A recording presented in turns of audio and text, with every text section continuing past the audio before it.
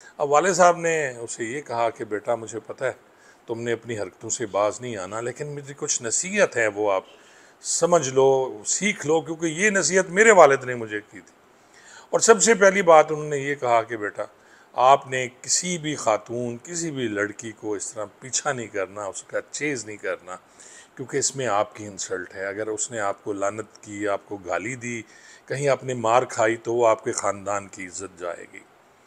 लड़का जो था वो कुछ शर्मा सा गया, सर उसका नीचे हो गया।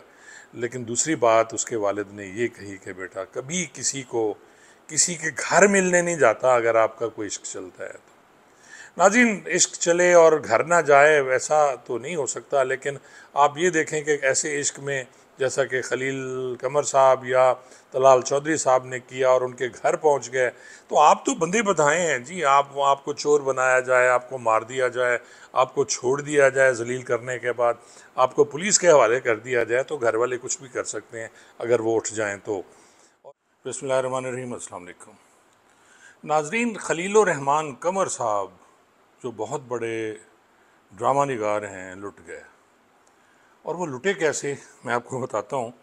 ये 15 जुलाई को रात 12 बजे कॉल आती है खलील रहमान कमर साहब को किसी आमना अरूज नामी लड़की की, और वो उन्हें कहती हैं कि जी मैं एक ड्रामा बनाना चाह रही हूँ और आप जो हैं वो आएँ और हम बैठ के ड्रामा की डिस्कस करते हैं। ये अनजान है, ये इनको जानते नहीं हैं, और कमाल भोले इंसान हैं जी खलील कमर साहब।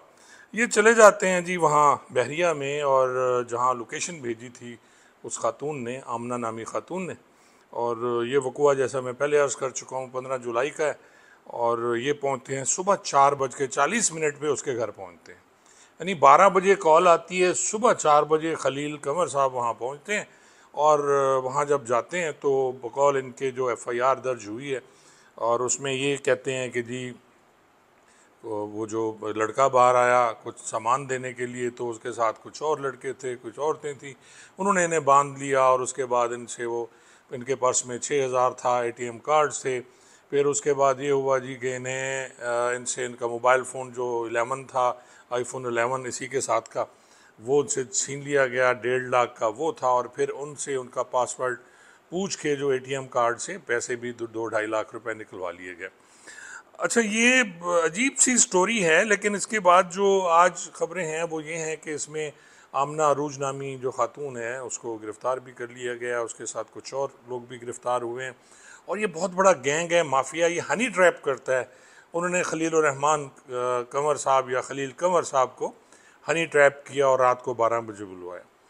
अब कमाल बात ये है कि खलील साहब बड़े समझदार इंसान हैं, और इससे पहले उन्हें पता है कि वो औरतों को 95% बेवकूफ़ करार दे चुके हैं, लेकिन इस दफ़ा वो 95% औरतें जो हैं उन्होंने खलील रहमान कमर साहब को बेवकूफ़ बना दिया। अच्छा, मुझे इस वाक़ये से आपको याद होगा तलाल चौधरी साहब वाला वाक़या भी याद आ गया। अब तलाल चौधरी साहब जो हैं नाज़रीन, आपको याद होगा कि वो भी तंजीम साजी के लिए गए थे फैसलाबाद एक जगह पे, और वहाँ फिर उनको मारा गया। वो भी इसी टाइप का वाक़या था और इसी वक्त का वो वाक़या था। और फिर पुलिस आई, फिर इनकी हड्डियाँ पसलियाँ भी टूट गईं, लेकिन शुक्र है खलील कमर साहब की हड्डी पसली बच गई और इन्हें कुछ नहीं हुआ।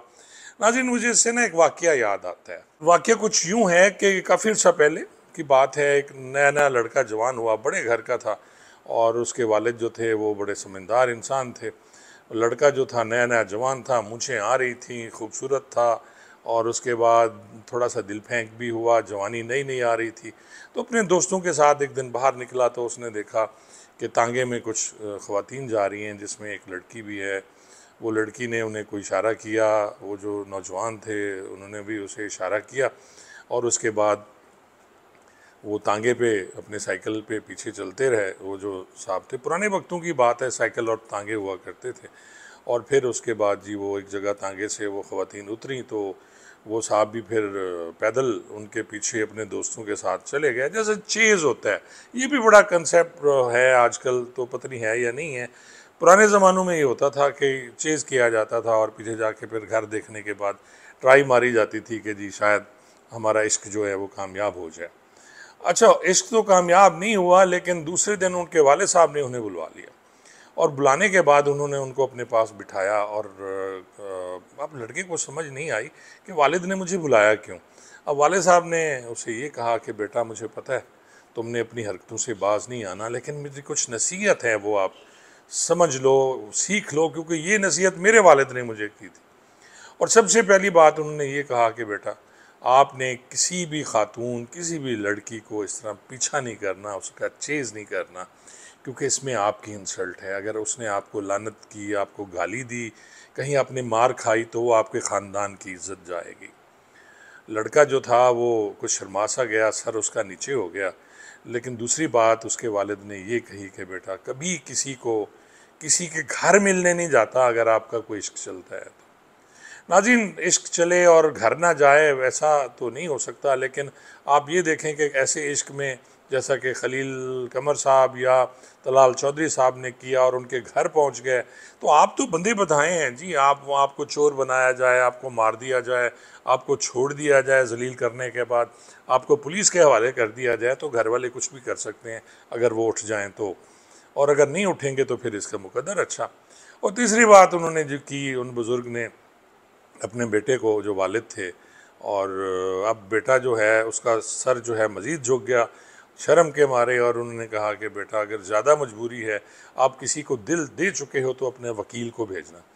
अब नाज़रीन, उन दिनों में वकील, ये इस वकील की बात नहीं कर रहा जो लायर्स हैं, अल्लाह रहम करे जी, मैं ऐसी गुस्ताखी नहीं कर सकता। तो वो जो मीडिएशन करने वाली ख़वातीन होती थी उन दिनों में, मोबाइल फ़ोन नहीं होता था, दूसरे फ़ोन नहीं होते थे, आप किस तरह अपने दिल का हाल पहुंचाएं, आप किस तरह बताएं कि जी आप किसी से प्यार करते हैं, तो प्यार मोहब्बत तो शुरू से है जी, अज़ल से और अबद तक रहेगा। तो उन्होंने कहा जी बेटा वकील भेजना। वो वकील जो हैं वो घर में काम करने वाली ख़वातीन हुआ करती थी, जिनको भेजा जाया जाता था और इतला होती थी कि फ़लाँ साहब, चौधरी साहब, ख़ान साहब या राना साहब जो हैं वो बहुत अच्छे आदमी हैं जी, बड़े खूबसूरत हैं, बड़ा पैसा है उनके पास। और फिर इस तरह जो है इश्क मोहब्बत का स्टार्ट हो जाता था, फिर आहिस्ता आहिस्ता, और उसके बाद बात शादी तक पहुंचती थी। तो नाजरीन, इस वाक़े से आप भी थोड़ा सा सबक हासिल करें, ख़ास तौर पे ये जो नौजवान मेरे बच्चे हैं, नौजवान नस्ल है, वो इससे सबक हासिल करें। वैसे तो आजकल साइबर का ज़माना है जी, व्हाट्सएप पे बहुत कुछ हो जाता है, इमो पे बहुत कुछ हो जाता है, वीडियो कॉल पे आप बहुत कुछ कर लेते हैं। बड़े बड़े जय्यद किस्म के सियासतदान और ये जो हैं ब्यूरोक्रेट्स, उनकी भी वीडियोस आईं जो व्हाट्सएप पे वो किसी खातून के साथ अपनी तन्हाई के लम्हात जो हैं वो शेयर कर रहे होते हैं। तो मेहरबानी करें, बचें जी आप ऐसी हरकत से। और जैसा कि कहा कि अगर इश्क मोहब्बत बहुत ज़्यादा है तो किसी के घर जाने मत जाएं, अपने डेरे पे किसी को बुला लें तो वो ज़्यादा बेहतर है। तो ये थी एक स्टोरी, खलील कमर के नाम से शुरू हुई और तलाल चौधरी से होती हुई आखिर तक उस नौजवान तक पहुंची जिसके बाप ने उसे कुछ नसीहत की थी।